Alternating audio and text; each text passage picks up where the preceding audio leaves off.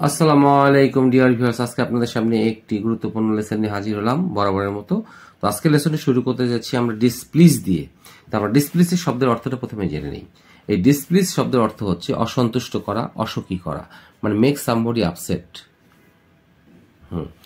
এই এসবি করলে সামবডি, এই সামবডি আপসেট অথবা মেক সামবডি অ্যাংরি অথবা অ্যানয়েড, কাউকে রাগান্বিত করা, অসন্তুষ্টি করা, অসুখী করা, এরকম অর্থ প্রকাশ করতে এই ডিসপ্লিজ শব্দটি ব্যবহার করা হয়।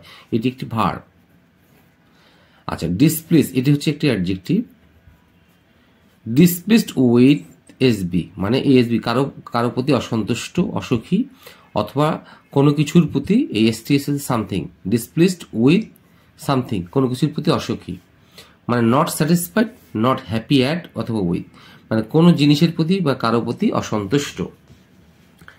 ডিসপ্লিজড অ্যাট কারো আচরণে, কোনো কাজে অসন্তোষ, কোনো একটা কাজে অসন্তোষ। এখন এগুলো কোথায় বসবে আমরা উদাহরণের মাধ্যমে জেনে নেব।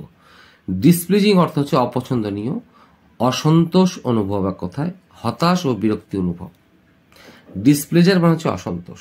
এখন আমরা ট্রান্সলেশনের মাধ্যমে শিখে নিই এগুলো। ডিসপ্লিজ অসন্তুষ্ট করা বা অসুখী করা, অর্থাৎ মেক সামবডি আপসেট অথবা মেক সামবডি অ্যাংরি অথবা অ্যানয়েড। তো প্রথম এক্সাম্পলটি আমরা দেখে নিই কতভাবে করা যেতে পারে।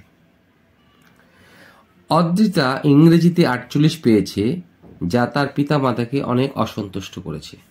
48 মানে প্রয়োজনের তুলনায় অনেক কম পেয়েছে আর কি। তো অদ্রিতা হ্যাজ গট, যেহেতু এটা প্রেজেন্ট পারফেক্ট টেন্স সেই জন্য এটা গট ভার্ব 3, এটা ভার্ব 3।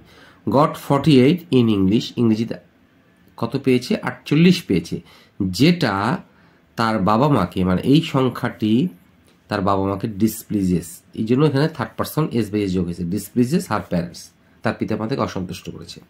আবার এভাবে করা যেতে পারে, Adrita has got 48 in English,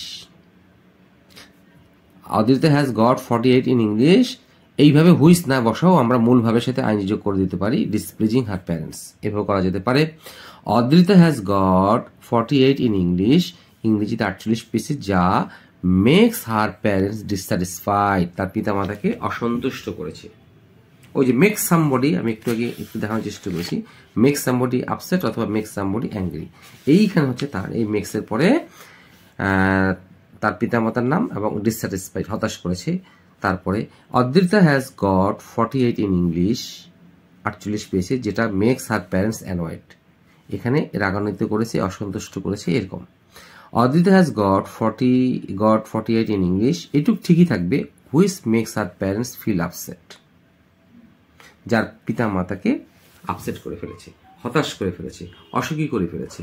হ্যাঁ, এইভাবে আমরা হয় এইভাবে করব, নয়তো এইভাবে করব, না হলে এইভাবে করব, না হলে এইভাবে করব, না হলে এই করব। এই প্রত্যেকটা একটু এক একটা করে স্ট্রাকচার।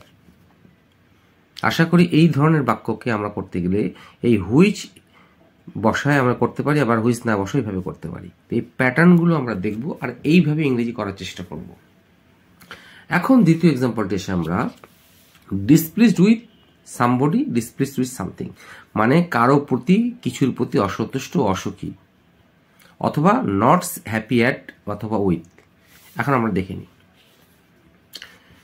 তাসফিয়া জান্নাতের পিতামাতা তার পরীক্ষার ফলাফলে অনেক বিরক্ত বা হতাশ, অসুখী।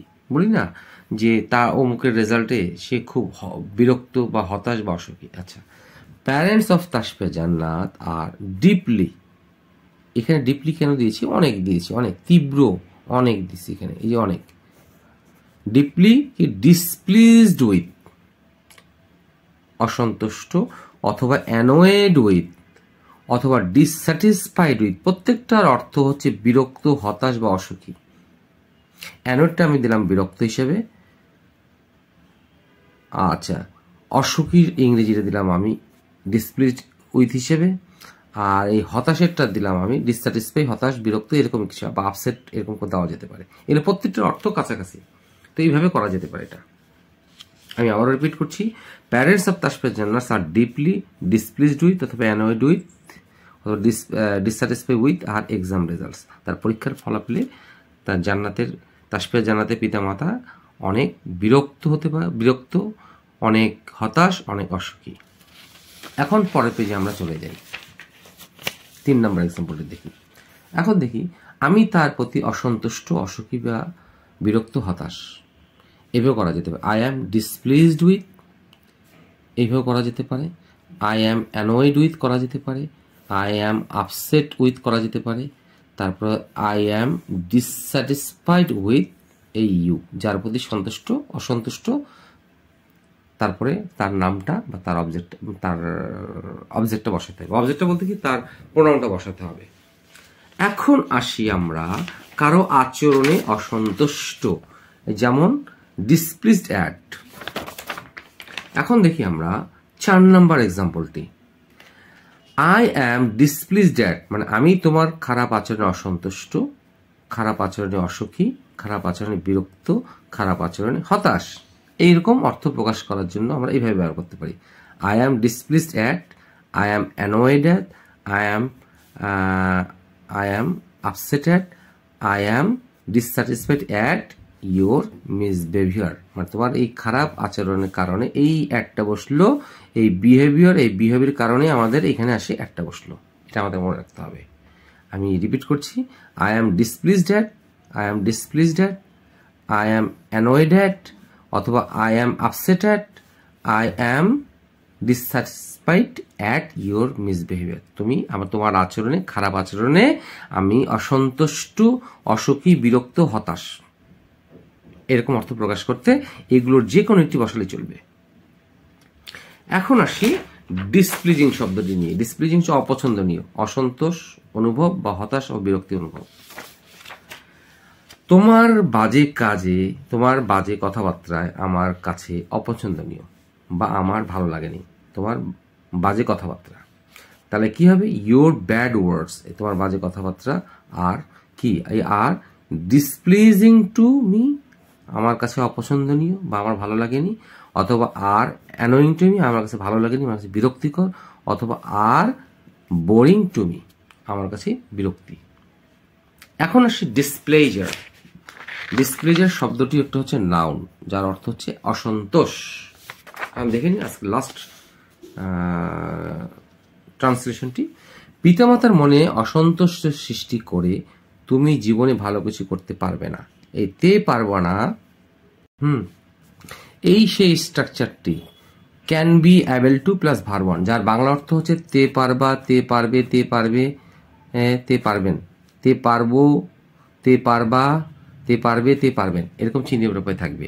তো এই স্ট্রাকচারটি আমরা ব্যবহার করবো এখানে। You can't be able to do any better, generating মানে সৃষ্টি করা, displeasure in the minds of parents, পিতামাতার মনে অসন্তোষ সৃষ্টি করে তুমি ভালো কিছু করতে পারবে না। মানে আবারও রিপিট করছি, you can't be able to do any better, কোনো ভালো কিছু করতে পারবে না, তো মানে ভালো কিছু করতে পারবে না। ডু এনি বেটার কি করে? সৃষ্টি করে। জেনারেট মানে হচ্ছে তৈরি করা, সৃষ্টি করা। ক্রিয়েটিং ডিসপ্লেজার অথবা generating displeasure in the minds of parents, পিতামাতার মনে অসন্তোষ সৃষ্টি করে তুমি কিছু করতে পারবো না। আশা করি আপনাদের লেসনটি ভালো লেগে থাকবে। ভালো লেগে থাকলে অবশ্যই লাইক, শেয়ার, কমেন্টস করবেন, যাতে করে আপনাদের মাধ্যমে লেসনটি দ্রুত অন্যজনের কাছে পৌঁছায়। সেই প্রত্যাশায় ভালো থাকবেন, সুস্থ থাকবেন। আসসালামু আলাইকুম।